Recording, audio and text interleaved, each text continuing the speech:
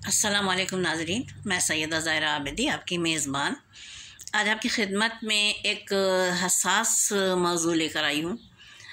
मैं कोई आलिम दीन नहीं हूँ। एक सादा सी ख़ातून हूँ, घरेलू। जो मेरी मालूमात हैं वो मैं पेश कर रही हूँ। बिस्मिल्लाहिर्रहमानिर्रहीम। रब्बि इश्रह ली सदरी व यस्सिर ली अमरी वाहलुल उक़दतम मिन लिसानी यफ़क़हू क़ौली।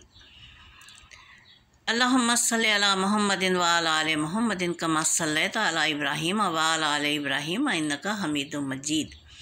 अल्लाहुम्मा बारिक अला मुहम्मदिन व अला आलि मुहम्मदिन कमा बारकता अला इब्राहीम व अला आलि इब्राहीम इन्नका हमीदुम मजीद। मेरी इस पोस्ट का मौजू है बैंक की जॉब हराम या हलाल। आइए देखते हैं कि क्या सूरत हाल है। जो मेरी मालूमात हैं वो ये हैं कि बैंक जो पैसा लेते हैं वो मुल्क के बड़े बड़े मंसूबों में लगाते हैं।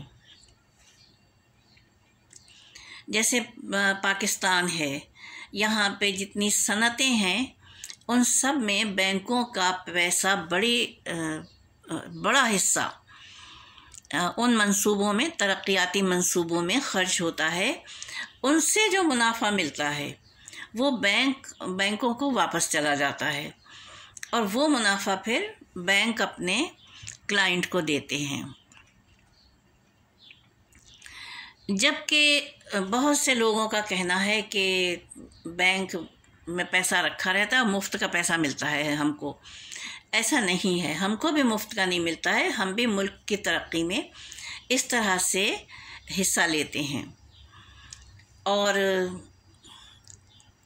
इस फैसले ने, इस फतवे ने कि बैंक का पैसा हराम है, हमारी सोसाइटी में काफ़ी लोगों को मजरूह किया। मैं आपको अपनी आँखों देखी एक कहानी बताती हूँ कि बैंक की जॉब छोड़ दी घर के सरबराह ने कि बैंक का पैसा हराम है। ये घर चंद अफराद पर मुश्तमिल था। बच्चे सब हायर स्टडीज़ में थे, कुछ वैसे स्टडीज़ में थे, जूनियर में, कुछ हायर स्टडीज़ में थे। ऐसे में जब सरबराह ने बैंक की जॉब छोड़ी तो उन्होंने बैंक का पैसा भी नहीं लिया और कहा कि ये पैसा भी हराम का है, क्योंकि उनको बताया गया कि ये हराम का है तो उन्होंने कहा हराम का है। अब गुज़र बसर होने लगी।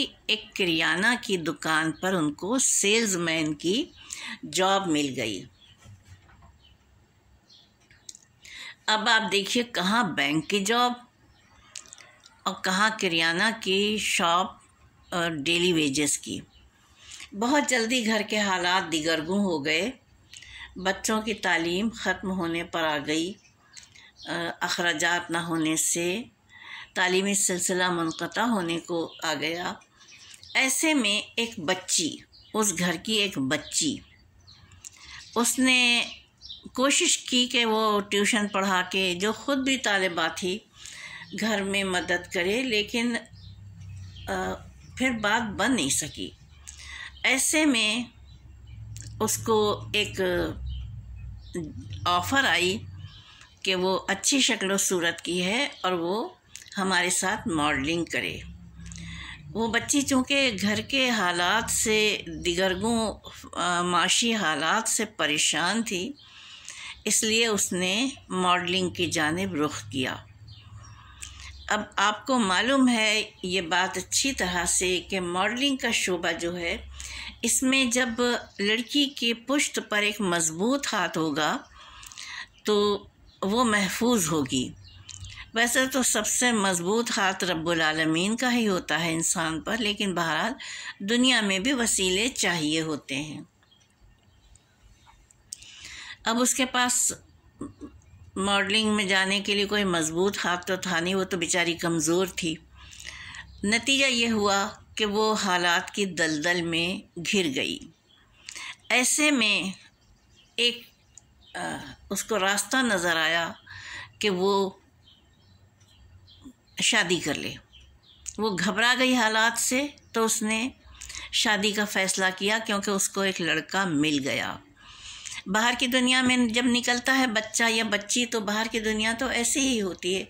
वहाँ झूठे सहारे भी होते हैं और सच्चे सहारे भी होते हैं।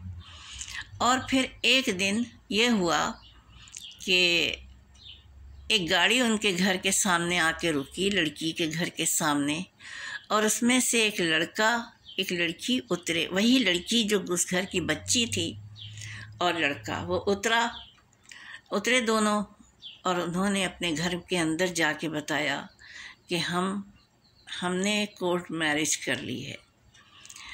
अब जो शख्स बैंक की जॉब को हराम कह रहा था, मैं बहुत माजरत चाहती हूँ,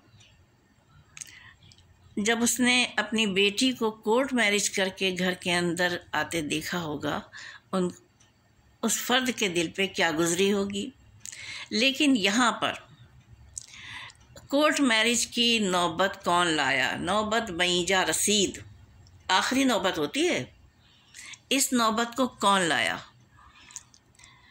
ना वो बैंक की जॉब छोड़ते और ना ये नौबत आती।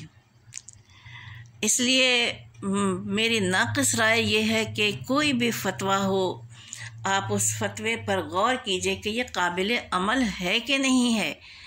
बड़े बेहतरीन फतवे भी आए हैं तारीख़ में, जैसे कि ईरान में जब ईस्ट इंडिया कंपनी, वहाँ तो ईस्ट इंडिया नहीं थी, वहाँ किसी और नाम से थी, उसने कहा कि सरज़मीन तुम्हारी होगी, तंबाकू हम काश्त करेंगे और इतना इतना तुमको रिटर्न देंगे ज़मीन के बदले। ये बात उस वक्त के मराजे को पता चली। उन्होंने उसी वक्त, ये शाम का वक्त था, फतवा लिख के दिया कि कल सुबह से ईरान के हर फर्द के ऊपर तंबाकू पीना हराम है।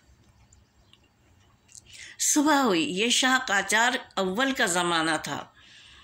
जब सुबह हुई तो उसका ग़ुलाम जो था वो हुक्का, सबसे पहले हुक्का पेश करता था। जैसे बेटी होती है इस तरीक़े से उसके लिए हुक्का होता था।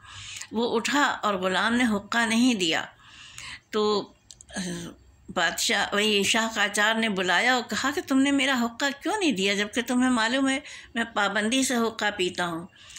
तो ग़ुलाम कहने लगा कि जान किया मान पाऊँ तो कहूँ कि फतवा आ गया है कि आज से ईरान के हर फर्द के ऊपर तंबाकू पीना हराम है।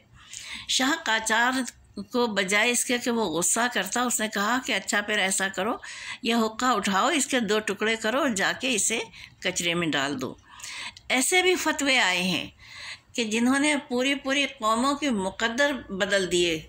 उसके बाद देखिए क्या हुआ कि ये यहाँ से शुरू होने वाली जद्दोजहद ने ईरान को इस्तेमार से आज़ादी दिलवा दी, जबकि हमारे यहाँ ऐसा नहीं है। मुझे तकलीफ़ के साथ कहना पड़ता है ये कि बड़े उससे फतवे दे दिए जाते हैं। कहीं कोई फतवा दे देता है कि जाओ हिंदुस्तान छोड़ दो, और फिर हज़ारों अफराद मरखप जाते हैं अफ़गानिस्तान हिजरत की राह में।